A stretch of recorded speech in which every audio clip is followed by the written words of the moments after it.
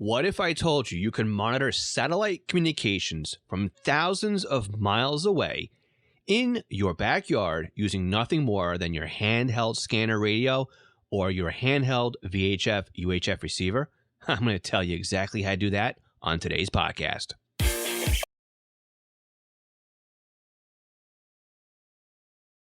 All units 10-3, it now appears as though shots are being fired. All officers use caution. It has been confirmed, suspects are armed and are firing at police. 60 on the air, Northwest Signal, Signal 10, building fire, headquarters, Northwest Signal Fire Department, 1000 North Broadway, towards North Park Drive in North Albany. Multiple explosions coming from 661.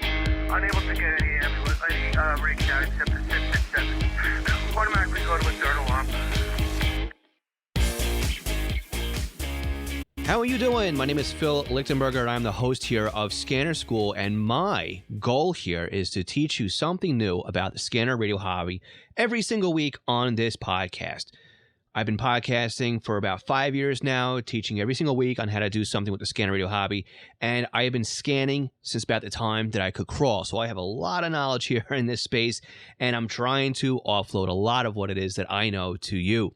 Now, I can't do this alone, though, so if there's something that I haven't talked about yet that you want to hear and you want to discuss, I'm inviting you to be a guest on the podcast by going to scannerschool.com/guest. But let's talk today about satellite communications. What can you hear on your scanner radio or your home receiver from miles above in space? Well, what if I said you can listen to Brazilian pirates? That sounds interesting, doesn't it? What about the International Space Station? Kind of doesn't seem as glorious as it does when you think about Brazilian space pirates. But yeah, you can do that. And of course, the ISS is really cool because not only can you hear astronauts, but you can hear amateur radio operators talking and making contacts. You can hear the ISS astronauts talking to students when they sometimes answer questions from students and even make contact with Earth stations here on the amateur radio band. All right, so that's some voice modes just to get your palate going for listening to satellite communications. But what if you're into pulling things using your computer? What else can you do here? Well, you can download weather objects. Okay, so why would you want to just grab weather images from a satellite if you can just download them off the internet or see them on TV? Well, think about it this way. What if everything goes down? What if you're preparing for should something hit the fan? Or what if you just want to take this hobby a little bit further than listening to what's happening down the street, down the block, or even across the city? Yes, you can download full color images from NOAA weather satellites and other weather satellites that are circling the globe. And the hardware and the software to be able to do so is within your reach. Some of this stuff is dirt cheap. We can also look at some stuff from the Iridium satellites, and that even means listening to or decoding aviation ACARS messages. Now, these messages are sent up to satellites and then back down again, and these are normally notifications, weather announcements, and other kinds of bulletins that are meant to be received by airplanes as they come out of the VHF range of normal ACARS messaging. All sounds pretty interesting, right? And yes, we are going to get back on how you can monitor with your receiver in your backyard some of these voice channels as well. But before we do that, let's break down the different kinds of satellites and how they orbit and what it is that you can expect, and also how you can find these satellites and how you can track them as well. Because all this is important because you have to know what's coming across overhead, how long it's going to be there for, and even where to possibly stand or point your antenna if you have a directional antenna. Now, the first thing you have to realize here too is we're going to be looking at two different satellite systems here. The first one being a geosynchronous orbit. Now, just as that sounds, that basically means that it is stationary. It's in sync with the rotation of the Earth. So that means that that satellite is always going to be in the exact same spot, well, or relatively close to that same spot at all times. Think about your DirecTV, your Dish Network, those kinds of reception, even telephone, uplink, downlink satellites. I think you guys over in Europe have the QS100 amateur radio satellite that stays put. And there's a lot of other satellites that are doing that. Mostly TV, phone, those kinds of satellites are big. But one of the biggest ones here, again, that we're going to look at is from the U.S. government that Brazilian pirates have basically hacked and are using on our dime. The other type of satellite, and the one that is more popular with what it is that we're going to be talking about later on, are low Earth orbit. That is about 2,000 kilometers or 1,200 miles above the surface of the Earth. And in other words, that's about 1/3 of Earth's radius. Now, most of all space flights have been in low Earth orbit, with the exception of the Apollo missions and whatnot that went to the moon.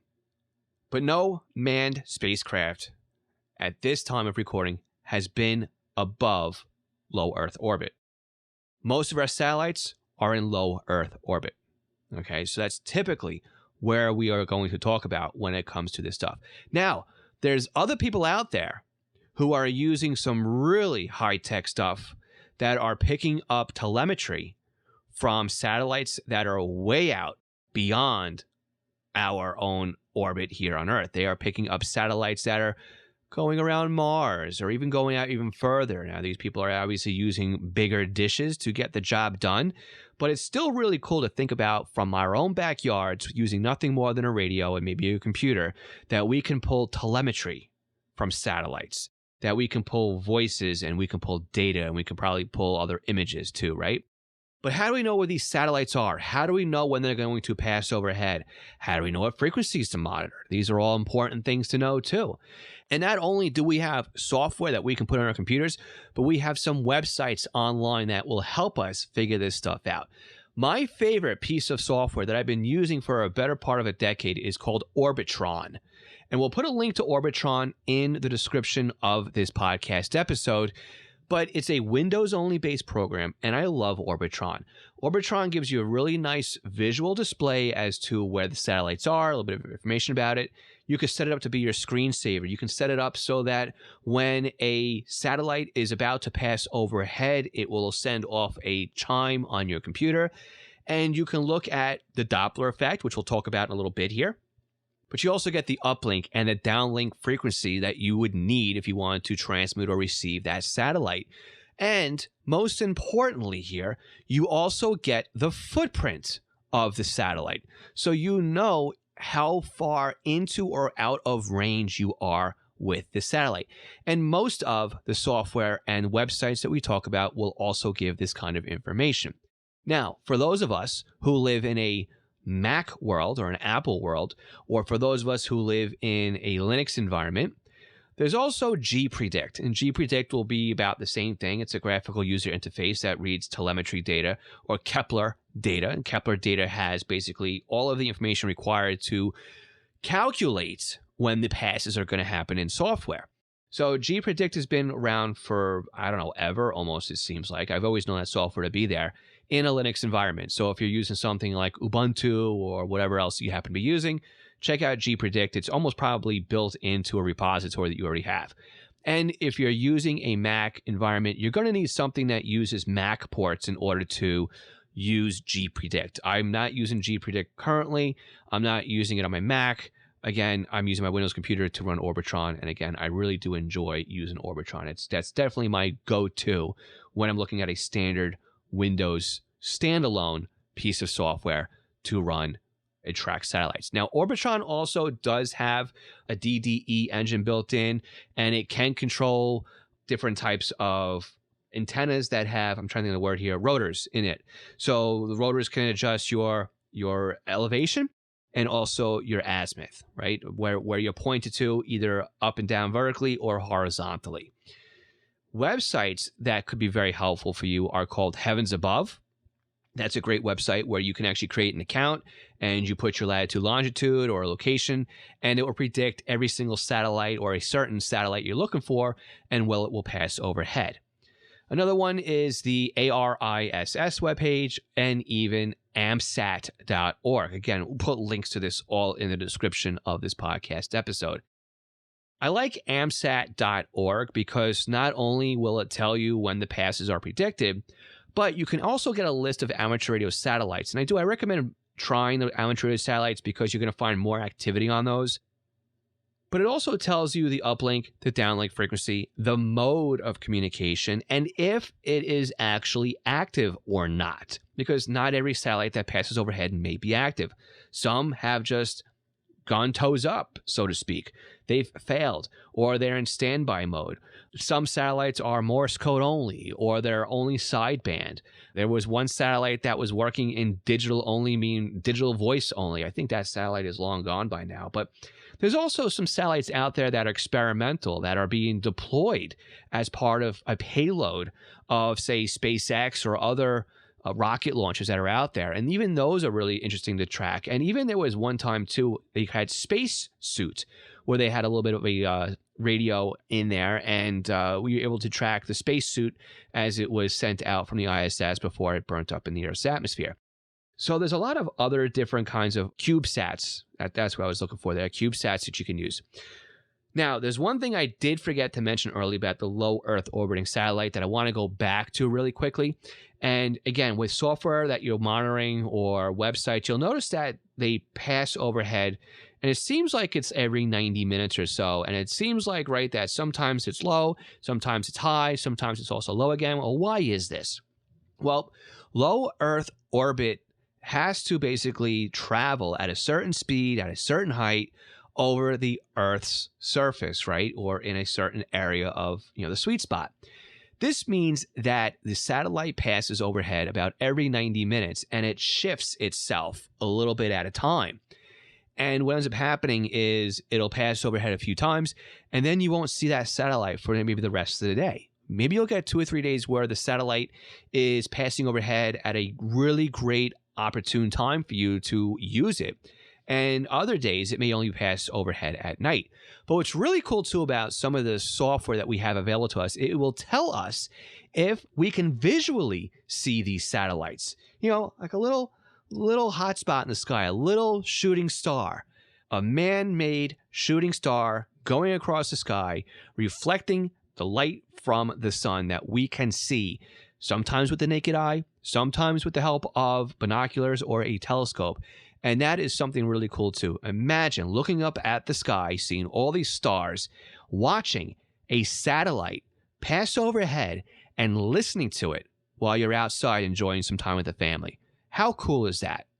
Well, listen, on the other side of this break, I'm going to tell you exactly what frequencies that you would need to listen to and something called the Doppler effect that we need to be on the lookout for.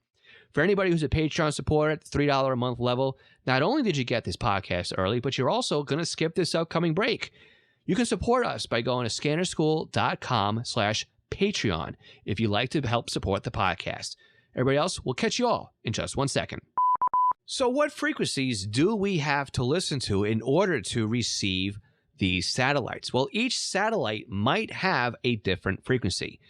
And again, all of this information is in the Kepler data for each satellite. Now, again, if we're using software like gPredict or Orbitron or websites like ARISS or Heavens Above or even AMSAT, we have the frequencies listed there as well. And we'll currently see 2 frequencies listed. There'll be an uplink and a downlink. And what is the difference between uplink and downlink? Well, uplink would be the frequency that a ground station uses to transmit up to the satellite. That's our transmit frequency. The downlink frequency is the frequency that the satellite would transmit at or would repeat the signal on, and that is the frequency that we want to monitor on our radios. So when we're looking at satellites, we are looking at downlink. But what about this Doppler effect? Because the Doppler effect changes our uplink and downlink frequency. And what is the Doppler effect? Well, the Doppler effect, without getting too scientific here, is basically summarized as the compression of sound waves and the relaxation of sound waves as things move away from us. This is why, for example, if we listen to an ambulance coming towards us or a police car or something like that with a siren blaring, right? It seems to get louder and louder as it comes towards us, right? But as soon as that ambulance gets past us and is driving away from us, all of a sudden, not only is it getting quieter, but we've noticed now that the frequency, right, or the tone of that siren is now not as high pitched as it once was. As it's driving away from us, it is slowly getting a lower and lower pitch. That's about as low as I can go. But now you understand, right, what Doppler effect is. Well, the same thing happens when a satellite is coming towards us, basically coming over the Earth's surface, hitting its zenith, and then setting itself, right, on the outskirt of its path or the exit path, right? So what ends up happening is we need to tune our scanners or our receivers, if we're on UHF, by the way, a little bit higher than the actual published receive frequency. And then we got to slowly tune downwards, eventually getting to the true downlink frequency. And then as the satellite passes its zenith or its highest point and starts traveling away from us, we need to then start tuning our receivers a little bit lower than the received frequency. And again, all this can be tracked and done through software. And in fact, again, Orbitron may have the ability to control your radio and start sending those commands. So as the satellite comes up and down, it can detune your radio. Now, if you're looking at doing this with software-defined radios, stick around as well, because I have software that will automatically tune your SDR for you, which is absolutely awesome when you think about it. So what kind of hardware do we need here?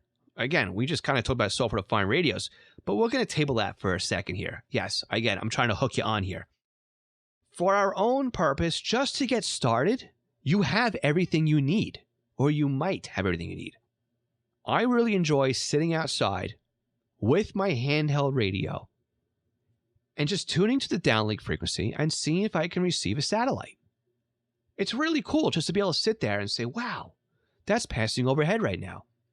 It's even cooler when you're using your transceiver and you're transmitting through that satellite and somebody is coming back to you. I mean, don't get me wrong, it's really cool that when that happens. But just to be able to sit there and receive something in your backyard using a handheld radio is the bee's knees. Let's put it that way. But for those of you that have a desktop radio and don't have a handheld, guess what? You can still use that radio and your outdoor or your chimney antenna or your attic antenna, or maybe, yes, even the antenna on the back of your radio on your kitchen counter or whatever else it might happen to be, to receive the satellites. Now, it's going to be better with an outdoor antenna, way better if you have an outdoor antenna. So I really would recommend you at least getting the antenna outdoors. But on a really good pass, you could use the antenna indoors. If you want to go one step further than that, you can buy what's called an arrow antenna. And an arrow antenna is basically two Yagi antennas on a 90-degree phase on a boom, a stick. And you can hold this antenna in your hands and you can point that antenna towards the satellite. Now, the Yagi antenna's got some decent gain on it, which means you will be able to hear these satellites much better than if you were just using your antenna on your house or on top of the radio. But what if you want an antenna on your house that you can use that you don't have to point around anywhere? You could use what's called an egg beater antenna, which is basically two circles in 90-degree phases that are up and down vertically, basically, and they can receive pretty well from the heavens above. And there's even another one, I forget the name of it right now. It's like a helix type of setup here, where you've got, I believe it's through four elements, basically, but they twist, right? Instead of going straight up and down, they kind of twist on a 90-degree, and it takes the polarity, basically. Even the egg beater takes the polarity out of the signal, because, again, we are receiving with a vertical horizontal antenna typically, but the satellites are kind of tumbling a little bit, and they are circularly polarized to kind of get around that whole idea that they're moving around in space, with the exception of the ISS, of course. So some of those antennas, they are expensive. You can build them at home, but just to keep costs down, again, use what you have at your disposal today to get this done. And if you really want to go full out, especially if you want to pick up the weather satellites, you can buy a dish antenna, a mesh dish antenna, for about $100 on Amazon. I'll put a link to that also in the description. And if you want to use that link, that's our Amazon Associates link, which means if you use that link for anything on Amazon, we will earn a small commission. So go ahead and buy your underwear, your socks, your golf balls, I don't know, whatever else it happens to be that you happen to buy at Amazon, in addition to or in place of that satellite antenna, and that will help support Scanner School. So what kind of radio do we need to get started with here? Look, yeah, you could use your Baofeng radio. You could.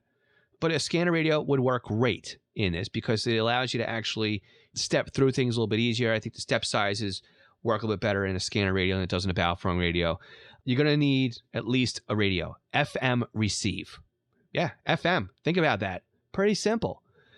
Some satellites, though, do require sideband or Morse code. So for those radios, yeah, you would need something like an ICOM receiver or something like that. But the cream here, the cream of the crop, would be an SDR. And I love using my software-defined radio with just a standard antenna on the chimney of my house to monitor satellite communications. And I've been using that antenna for a long time with my software-defined radio. And I use SDR Console. I'm going to tell you why I use SDR Console, because it's a software suite that takes care of everything for me. It downloads the Kepler data. It automatically tunes my SDR. It automatically sets up the Doppler shift. I can set it up to automatically record everything that's coming through the SDR, so I can go back later and play back whatever I happen to receive or not receive in most cases. But it's really cool that one piece of software for free and a $25 receiver can do all of this for me. I go through how to set this all up, but I even have a demonstration on this in our advanced software-defined radio course for Windows, which you can get over at courses.scannerschool.com. I've used SDR Console to set up when the ISS passes overhead to receive SSTV images from the ISS. And SSTV is basically a way of transmitting and receiving images using a very, very slow data rate. Ridiculously slow. And the images never come out perfect because you can actually hear and see the fade on the satellite reception. It's so awesome to be able to see it as you're decoding it as well. So let's talk about these Brazilian pirates now. Now that we're getting close to the end of the podcast episode here. What are we talking about? Well, this is a setup from the United States government that was deployed into a geosynchronous orbit. It's the US FLT SATCOM satellite system. And the way that these satellites were built is basically it takes garbage in and spits out garbage out. Whatever mode, whatever type of modulation scheme is used on the uplink, it's the same modulation scheme that will be sent on the downlink, which makes it very forward-thinking and future-proof, so to speak. Well, part of the problem is that somebody realized that they could monitor these, and somebody else also realized that, hey, we can discover, now that we know what the downlink frequency is, we can play around with some radios and try and figure out what the uplink frequency is. And that's exactly what they started doing. And with that, the Brazilian space pirates came into existence. And they are super easy to listen to, although I have no idea what they're saying. And there's countless articles online written about this whole big whoop-de-doo that's actually happening and how people try to stop it and everything else. So yes, eventually the U.S. government has moved on to other satellites, but these satellites are still up there, are still in use. And relatively interesting to listen to if you understand the language. And if you don't, it's still cool to know that, yeah, there's people out there that are just hacking the system, so to speak. Well, where can you find these space pirates? You can listen to roundabout 255.55 on your scanner radio. And then, plus or minus a little bit, maybe 255, 260, 265, 245. But somewhere in that neck of the woods, you should hear, if you can hear the satellites, and again, you would have to be in the Western Hemisphere. It's very just cool just to know that, yeah, somebody got resourceful and they are talking for free. But apparently it seems like not only is it drug trafficking, but it's also loggers and truck drivers and stuff like that, from what I'm being told. So, if that's something that's interesting to you and you can understand the language or get it translated, that might be something to listen to. But for those of us that are into something that we can monitor and understand and hear, the International Space Station is something that you should try to listen to. And it's really cool even just to leave on, especially if you're in the car and you're driving.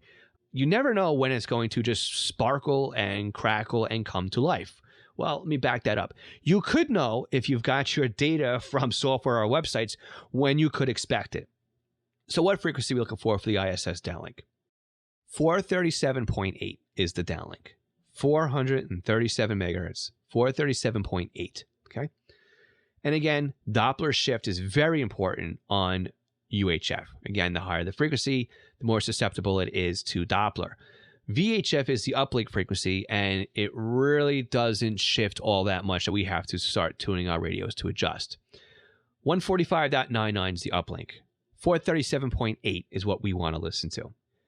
But if you are peaked to do SSTV and download images from the ISS, again, go to the ariss.org website. They will tell you when the next schedule is for slow scan TV. Set your receivers up for 145.825. It's 145.825. That's also the packet frequency. But you can monitor that as well. And if it's not on that frequency, it may be on 437.8. But receiving images, satellite images, weather images, grabbing ACARS traffic. And there's other stuff out there that we can monitor with some software, with some radios, basic antennas, and our own ears. When I say the sky is the limit, the heavens are the limit on this one. And again, we can also tune into a nature-made satellite, the moon. There are many amateur radio operators out there that enjoy using Earth communications. And that is when they point an antenna at the moon and they transmit with a ton of watts, and it bounces a signal off the moon and comes back, and you can actually hear the delay. Yeah, how long it takes the signal to hit the moon and bounce back to you is amazing the first time you listen to it and realize, wow, I never really thought about how long it takes signals to go somewhere. Now, the chances of you hearing something from an Earth-Moon Earth contact are a little difficult. You need some decent antennas to be able to do that. But there's also other kinds of satellite or nature-made satellites we can use here. And if you want to think about meteor scatter as being a nature-made satellite, well, yeah, I guess you could look at that way too. And that's when signals bounce off of meteor scatter or ionized, right, tails, whatever, from meteors. Doesn't happen all the time. I'm really not that schooled in it, so I'm going to just keep it brief here. But that's also a way of just getting signals to bounce from outer space and back to us. This is a really cool topic. I would love it if you could let me know if you've gone out to the backyard, especially now that the weather's getting nice here in the U.S. and the northern hemispheres. Let me know. Have you ever used or listened to satellite communications? Have you tried it now that you've listened to the podcast? Jump on our Discord server, scannerschool.com/Discord, and let me know. Join the community over there, and let's talk about some satellites. Before we wrap up this week's podcast, I want to take a minute here to thank all of our Patreon supporters. Alan Gonzalez, Arthur Altrak, Arthur Heron, Bill Kay, Bob Ross, Bob Middleton, Brandon Sammons, Brian King, Chris Paris, Craig Harper, Dan, Danielle Cavallella, David Dombrowski, David Pasco, David C., David Kuzneski, Danny Crotty, Dylan Hyder, Ed Walsh, Edward Bramlett, Glenn Davos, Glenn Wright, Greg Johnson, I Hate Junk Mail, Jack Haycock, Jacques Berry, Jake Jacobson, James Broxson, James Felling, Jay Reed, Jeff Block, Jeff Chapman, Jeff McLeod, Jeff Waldrop, Jenny Taylor, Jim B., Jim Heinrich, John Kordoff, John Keel, John Sweeney, John Derby, John Goldenberg, Joshua Robb, Ken Newberry, Kenneth Fowler, Kevin Zwicky, Lenny Bauer, Les Stevenson, Lloyd R., Luke Hartnett, Mark Beebe, Michael Gorman, Michael Kroger, Michael Meadows, Mike Lopez, Mike Piltz, Nicholas Stenger, Paul Bowling, Paul Teal, Randy Young, Raymond Hill, Rich Palmieri, Ronnie Bach, Scott Lefgren, Terry Wright, Thomas Jampino, Todd Glendyke, and William Arcand. Find out more about Patreon and our support tiers by visiting scannerschool.com/Patreon. Thanks again for listening. We'll catch you again next week. 73.